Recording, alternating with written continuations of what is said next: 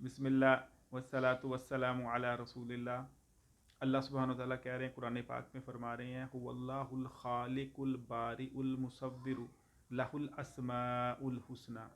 یہ اللہ سبحانہ و تعالیٰ ہی ہے جو خالق ہے، جو باری ہے اور جو مصور ہے۔ خالق کا مطلب یہ ہے کہ جو پیدا کر رہا ہے، باری کا مطلب ہے جو اوریجنیٹ کر رہا ہے۔ اوریجنیٹ کا مطلب یہ ہے کہ اس سے پہلے اس چیز کا سیمپل کوئی موجود نہیں تھا۔ مثلا اگر اللہ سبحانہ و تعالیٰ نے کوئی پرندہ بنایا ہے یا کوئی جانور بنایا ہے تو اس جیسی اگزامپل پہلے موجود ہی نہیں تھی۔ جب اللہ سبحانہ و تعالیٰ نے جن بنائے تو پہلے جن موجود ہی نہیں تھے۔ جب اللہ سبحانہ و تعالیٰ نے فرشتے بنائے تو اس سے پہلے فرشتے موجود ہی نہیں تھے۔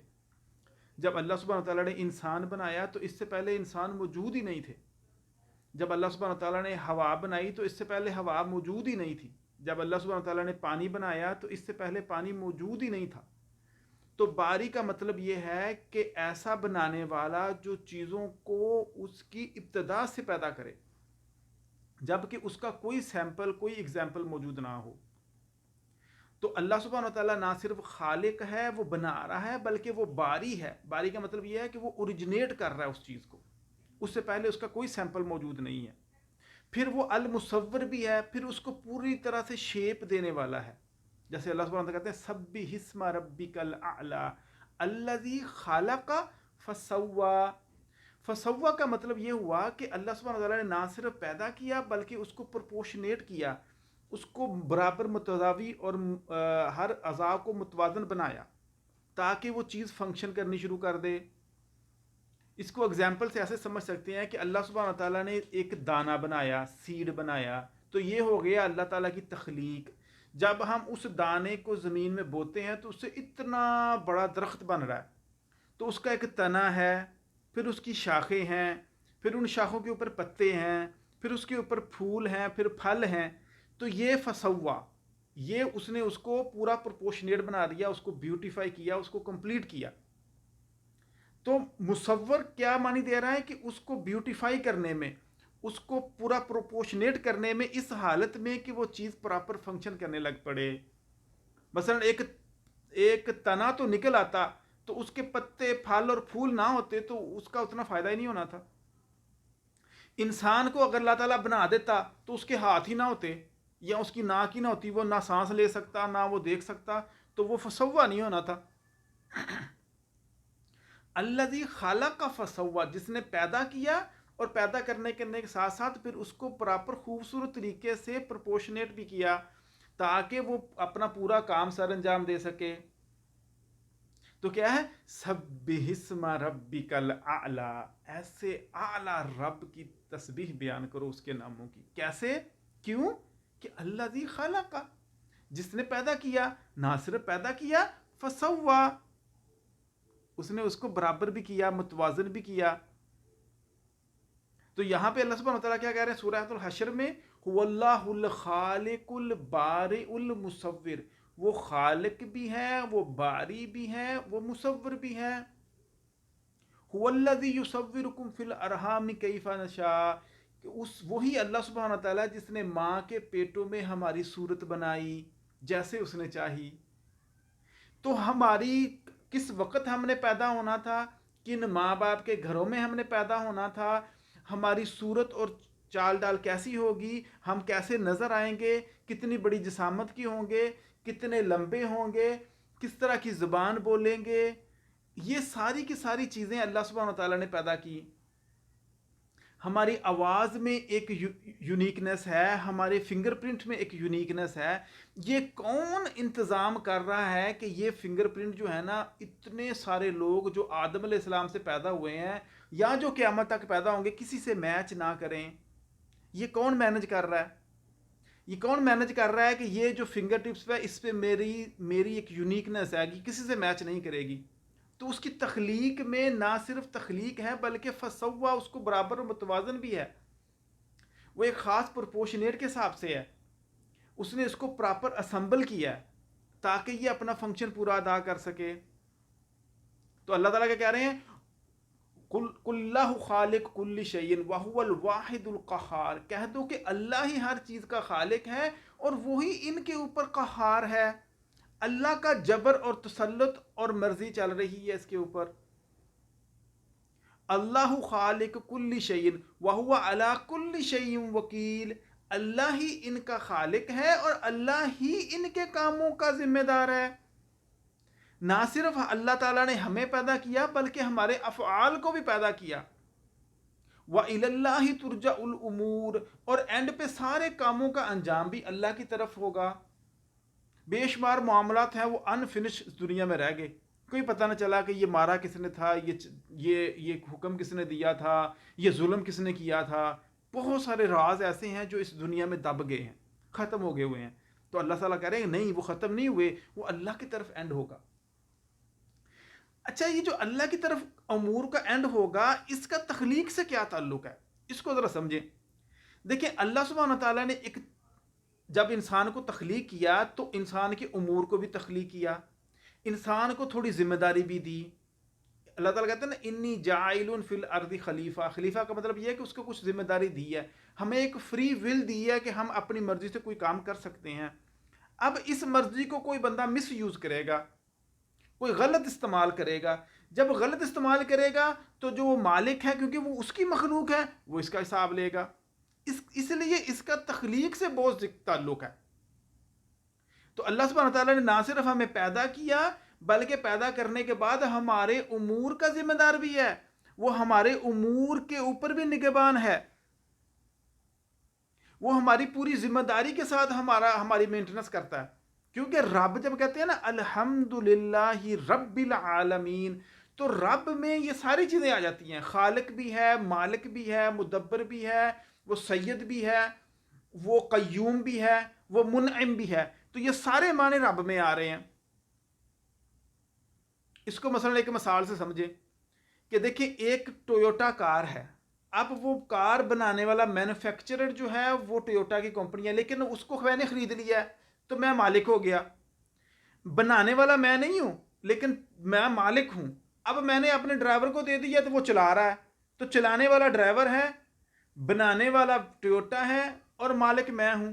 تو لیکن یہ انسان کی جو مشینری ہے اس کو بنانے والا بھی اللہ ہے، چلانے والا بھی اللہ ہے اور اس کی مینٹیننس کرنے والا بھی اللہ ہے. خالق، مالک، مدبر سارا اللہ سبحانہ تعالیٰ ہے. مثلا اگر ایک گھر ہے ایک سوسائٹی کے اندر، آپ گھر کے مالک تو ہو سکتے ہیں لیکن گھر میں آپ سارا کام خود چلا نہیں سکتے. مثلا آپ اپنی مرضی سے اس کا نقشہ نہیں بدل سکتے کیونکہ سوسائٹی کے کچھ قوانین ہیں. آپ نے ان قوانین کو اتنی جگہ آپ نے آگے سے چھوڑنی ہے، اتنی جگہ آپ نے پیچھے سے چھوڑنی ہے. آپ مالک ہیں لیکن مدبر نہیں ہے مکمل طور پہ، اس کے سید نہیں ہے مکمل طور پہ، انچارج نہیں ہے مکمل طور پہ، کامل آپ کے پاس سرداری نہیں ہے اس چیز کے اوپر. پھر وہ چیز کامل آپ کی اس وقت ہے جب یہ آپ کی اپنی ہے، کچھ دیر کے بعد آپ نے چھوڑ دینی ہے، وہ تو کسی اور کی ہو جانی ہے.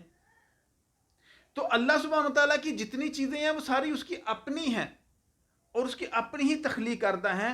پھر وہ اپنی ہی تخلیق کردہ چیزوں کے اوپر نگہبان بھی ہے، پھر ان کو چلا بھی رہا ہے، ان کو مینٹین بھی کر رہا ہے. لہو ما فی السماوات و ما فی الارض، آسمانوں اور زمین میں جو کچھ بھی سب اسی کا ہے. اللہ خالق کل شیء، ہر شے کا خالق اللہ ہے. اچھا، جب یہ خالق اللہ ہے، مالک اللہ ہے، وکیل اللہ ہے، مصور اللہ ہے، مدبر اللہ ہے، السید اللہ ہے، باری اللہ ہے، تو یہ سارے کام پہ چلانے والا اللہ ہے، تو ان کا حساب بھی پھر اللہ ہی کی ذمہ ہے. وَإِلَى اللَّهِ تُرْجَعُ الْأُمُورِ، اسی لیے ان سارے امور کا جو معاملہ ہے نا وہ اللہ کی طرف جائے گا. اس کی بڑی بہترین طریقے سے اللہ سبحانہ تعالیٰ نے ہمیں سورۃ التین میں اس کو سمجھایا. فرمایا وَالتِّينِ وَالزَّيْتُونِ وَالطُّورِ سِينِينَ وَهَٰذَا الْبَلَدِ الْأَمِينِ لَقَدْ خَلَقْنَا الْإِنسَانَ فِي أَحْسَنِ تَقْوِيمٍ. تین کی قسم، زیتون کی قسم، طور سینا کی قسم اور اس بلد کی قسم کہ ہم نے انسان کو بڑا ہی بہترین بنایا ہے. تین اور زیتون دو پھل ہیں اور طور سینا ایک پہاڑ ہے اور مکہ ایک شہر ہے. تو یہ 4 قسمیں کھانے کے بعد اللہ سبحانہ تعالیٰ کہہ رہے ہیں کہ ہم نے انسان کو بہترین بنایا. اب تین اور زیتون جو ملک شام ہے ان کے پھل ہیں. تو بیسیکلی ملک شام میں بہت سارے پیغمبر آئے ہیں شام اور فلسطین کے علاقے میں. تو اللہ سبحانہ تعالیٰ تین اور زیتون کی قسم نہیں، اصل میں ان پیغمبروں کی قسم کھا رہے ہیں جو کہ ان علاقوں میں آئے ہیں، تین اور زیتون کے علاقے میں. طور سینا ایک پہاڑ ہے، تو وہ کیوں مشہور ہے؟ اس لیے کہ وہاں پہ موسیٰ علیہ السلام تھے. تو ان پیغمبروں کی قسم جو شام اور فلسطین میں آئے، اور اس پیغمبر کی قسم جو طور سینا میں اللہ سے ہم کلام ہوئے. وَهَذَا الْبَلَدِ الْأَمِينَ، اور اس امن والے شہر مکہ میں، یہ امن والا شہر مکہ ابراہیم علیہ السلام اور ہمارے پیارے پیغمبر علیہ السلام کی وجہ سے مشہور ہے. تو ان شہروں اور ان بستیوں میں آنے والے ان پیغمبروں کی قسم، لَقَدْ خَلَقْنَا الْإِنسَانَ فِي أَحْسَنِ تَقْوِيمٍ، ہم نے انسان کو بڑا بہترین بنایا، خلقت میں بھی، کردار میں بھی، اخلاق میں بھی، اعمال میں بھی بڑا بہترین بنایا اللہ سبحانہ تعالیٰ نے. اگر نہیں پتہ چل رہا تو ان پیغمبروں کی طرف دیکھ لو، کبھی ان کی زندگیوں کو پڑھ کے دیکھ لو.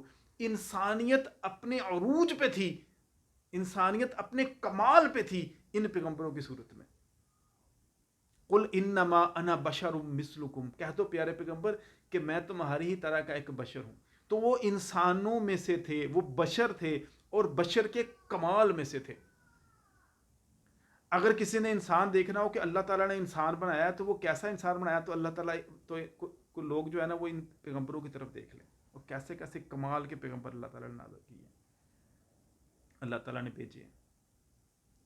تو ان پیغمبروں کی طرف دیکھ کے ہمیں پتہ چل رہا ہے کہ اللہ کی تخلیق جو انسان ہے وہ کمال کی ہے، وہ بڑی بہترین تخلیق ہے.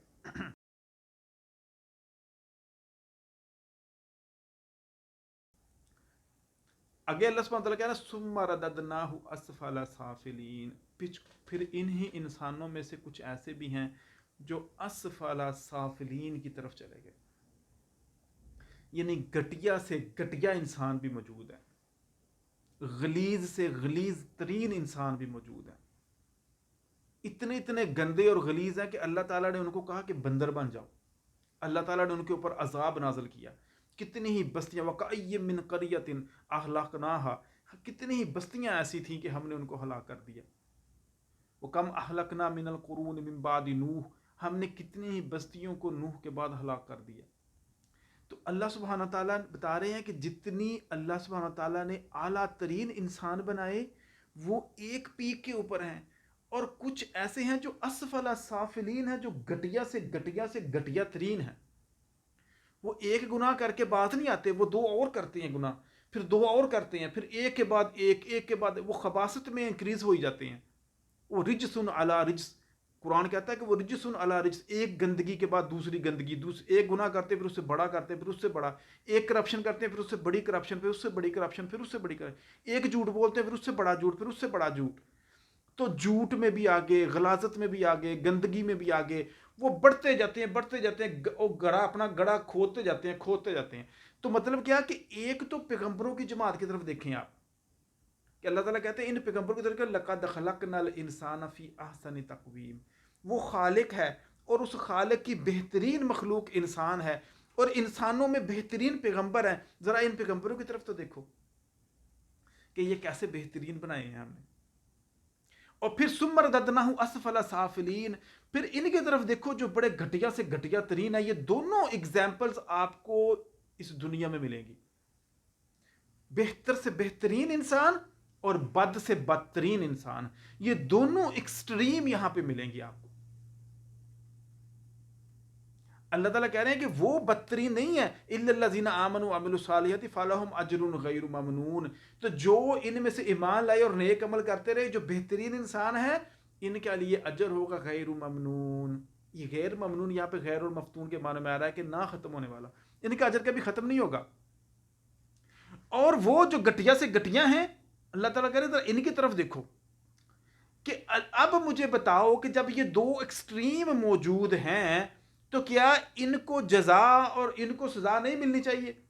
چھوٹے سے چھوٹے بھی حاکم ہوتے ہیں نا، کہ چھوٹا سے چھوٹا اگر گھر میں کوئی بچہ بھی اچھا کام کرتا ہے نا تو ماں باپ کا دل کرتا ہے ان کو، چلو کچھ نہیں تو ان کو بندہ ان سے پیار ہی کر لے. کوئی ماں باپ کہتے ہیں چلو اس کو کوئی انعام دیتے ہیں، اسکول سے انعام ملتا ہے، آفس سے آپ کو کمپنی آپ کو بونس دیتی ہے، نوبیل پرائز رکھے ہوئے ہیں، بڑے بڑے پرائز ملتے ہیں، فوج کے تمغہ امتیاز ملا جی، نشان حیدر ملا جی. جو بھی اچھا کام کرتا ہے تو اس کی ریکگنیشن ہوتی ہے. تو یہ ہماری ایک نیچر میں ہے کہ اچھا کام کرنے والے کو کوئی انعام دیا جائے، اور یہ ہماری نیچر میں ہے کہ بدبخت کو پکڑا جائے، نہیں تو وہ دو چار اور کو کھا جائے گا. وہ ہم کہتے ہیں ظلم اتنا ہے، عدالتوں میں انصاف نہیں ہے، تو ہمارا اندر سے تڑپ اٹھتے ہیں ہم کہ یار اس کو کوئی پکڑنے والا نہیں ہے، اس ظالم کو کوئی پکڑ، اس چور کو، اس ڈاکو کو کوئی پکڑنے والا نہیں ہے. تو یہ ہماری اندر کی ایک انسٹنکٹ ہے کہ ہم کہتے ہیں کہ اچھے سے اچھے والے کو انعام ملا جائے، انعام ملے، اور بد سے بد کو پکڑا جائے. تو اللہ تعالیٰ کہہ رہے ہیں کہ جب یہ دو ایکسٹریم تمہیں نظر آ رہی ہیں، لقد خلقنا الانسان فی احسن تقویم ثم رددناه اسفل سافلین الا الذین آمنوا وعملوا الصالحات فلهم اجر غیر ممنون فما یکذبک بعد بالدین. اب قیامت کے دن کو کون جھٹلائے گا؟ اب کون ہے جو کہہ سکتا ہے کہ قیامت نہیں آئے گی؟ کیونکہ اچھے سے اچھے بہت سے ایسے گزر گئے، بہت سے لوگ بےچارے سفید پوش تھے جن کا پتہ ہی کسی کو نہیں چلا، بڑا بڑا کام کر کے چلے گئے اس دنیا میں، اس دنیا نے اس کو کچھ نہ دیا، کوئی انعام نہ دیا، بڑی سے بڑی چند بندوں نے تعریفیں کی ان کی، تو وہ بھی اس دنیا سے چلے گئے. اور بڑے بڑے ظالم جبار قسم کے بادشاہ گزرے ہیں، ظالم لوگ گزرے ہیں جو بڑا بڑا مال ہڑپ کر کے لوگوں کا مر گئے ہوئے ہیں، بڑے بڑے قتل کر کے مر گئے ہوئے ہیں. وہ قتل ایک انہوں نے کیا تھا، وہ پوری کی پوری نسل اور خاندانی بیچارہ مر گیا، وہ بچے رول گئے، وہ بچے آگے سے پتہ نہیں کیا ان کا مستقبل ہوا، وہ بھی برے برے رستے پہ نکل آئے، اس کا اثر آگے کتنی نسلوں تک گیا. یعنی کہ ایک بندے کا گناہ کتنی دور تک گیا وہ اس کی زندگی میں پتہ ہی نہیں لگ سکتا. اور ایک بندے نے ہسپتال بنایا، اب اس ہسپتال کا سے کتنے لوگ شفا یاب ہو گئے یہ اس کی زندگی میں پتہ ہی نہیں چلتا. وہ بندہ تو فوت ہو گیا بیچارہ. اس نے ایک کنواں بنایا تھا، اس کنویں سے کتنوں نے پانی پی لیا. ایک بندے نے ایک درخت لگایا تھا، اس درخت نے 10 سال 100 سال 20 سال، پھر اس کے درخت کے آگے درخت بن گئے، اس کے بیج میں سے کسی نے آگے بیج بو دیے، پھر وہ آگے بیج بو دیے. ایسا ممکن ہی نہیں ہے کہ اچھے کو جو اچھا بدلہ دنیا میں مل جائے اور برے کو برائی کا بدلہ دنیا میں مل جائے، کیونکہ وہ تو ابھی اجر ختم ہی نہیں ہوا یا اس کی برائی ختم ہی نہیں ہوئی. ایک بندہ گندے گندے گانے گا کے دنیا سے چلا گیا ہے، یا ایک عورت گاندے گانے گا کے دنیا سے چلی گئی، اس کے گانے ابھی بھی چل رہے ہیں، وہ پتہ نہیں کتنی نسلوں تک چل رہے ہیں، کتنے کتنے لوگ اس سے گمراہ ہو گئے ہیں. ایک بندے نے ایک جھوٹ بولا تھا، اس کا وہ جھوٹ پوری دنیا میں پھیل گیا ہوا، پتہ نہیں کتنے لوگوں کو اثر انداز ہوا اس کا جھوٹ. ایک 9/11 ہوا تھا، وہ جس نے بھی کیا تھا اس کے اثرات کہاں کہاں تک گئے، کتنی دیر افغانستان میں جنگ ہوتی رہی، ابھی تک وہ معاملہ جو ہے نا وہ ختم نہیں ہوئے. تو آپ کسی کو انعام اس کی زندگی میں دے ہی نہیں سکتے، نہ کسی بد کو اس کی برائی کا انجام اس کو زندگی میں دے سکتے، کیونکہ اس کے اثرات ابھی باقی ہیں، وہ تو ابھی ختم ہی نہیں ہوا. تو جب یہ دونوں ایکسٹریم اتنی زیادہ ہیں تو اللہ تعالیٰ کہہ رہے ہیں کہ یہ دونوں ایکسٹریم کو غور سے دیکھو ذرا. اور ہمارا نیچرلی ہم کہتے ہیں کہ اچھے کو انعام اور برے کو سزا ملنی چاہیے، نہیں تو ہم کہتے ہیں یہ کالا قانون ہے، یہ ظلم اور جبر کا قانون ہے. تو اللہ تعالیٰ تو خالق ہے، یہ اس کی مخلوق ہے، تو کیا وہی انصاف نہیں کرے گا؟ اللہ تعالیٰ کہتے ہیں فما یکذبک بعد بالدین، اب قیامت کے دن کو کون جھٹلا سکتا ہے؟ ایک ہو نا یہ دن جہاں پہ یہ سارا کچھ اینڈ ہو، تاکہ پتہ چل جائے کہ نیکی کرنے والے کی ٹوٹل نیکی کتنی ہو گئی اور برائی کرنے والے کا پورا برا انجام ٹوٹل کتنا ہوا، سارا کچھ گنا جائے گا.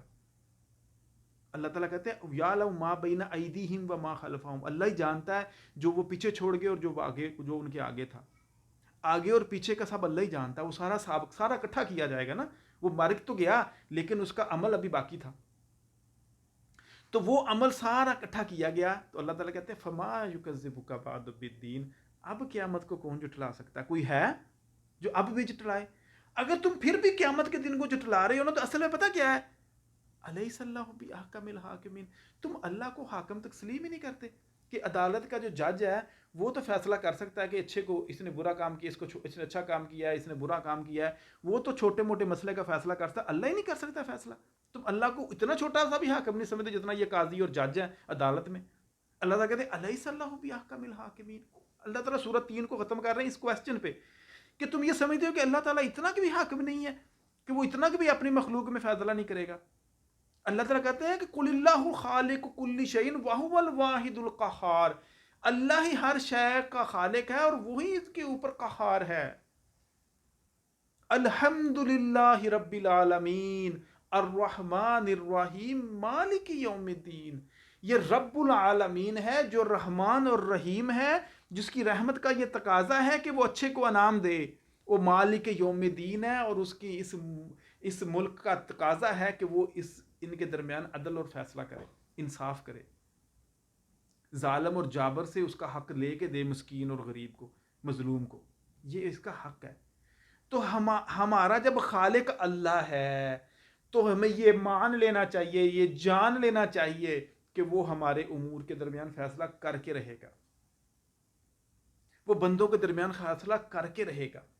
اس لیے اگر دنیا میں یہ فیصلے نہیں ہو پا رہے، اگر دنیا میں یہ مسئلے مسائل حل نہیں ہو پا رہے، تو مومن کا دل ٹھنڈا رہے.